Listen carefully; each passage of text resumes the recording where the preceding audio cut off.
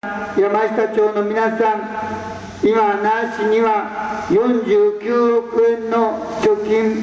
溜め込んだお金があります。この49億円を使って高すぎる国保税を引き下げ、介護保険料、利用料の減免制度を作って、枠川智之は市民の命と暮らしを守るために全力で頑張ります。山下町の皆さ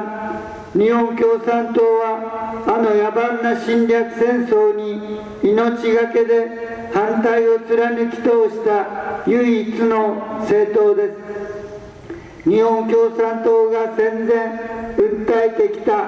反戦平和、主権在民は今憲法にしっかりと書かれています。ところが皆さん、安倍政権はこともあろうに憲法9条を書き換えて、この国を海外で戦争ができる国、徴兵制ができる国にしようとしています。これでは皆さん、戦前への逆戻りです。こんな危険なことを絶対に許してはいけません。私たち沖縄県民はあの悲惨な沖縄戦で4人に1人の肉親を失いました。もう二度と再び戦湯を起こしてはいけない。これが皆さん、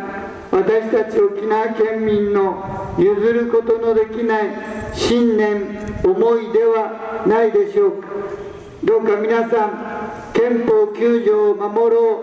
う、この思い、党派を超えて、沖縄選挙区では糸数恵子さん、そして比例代表では日本共産党を大きく伸ばしてください。そして那覇の市会議員選挙は文字通り大接戦、大激戦です。山下町の皆さんの力をあと一回り二回り、枠川智之にお寄せいただき、枠川智之を山下町の皆さんで何としても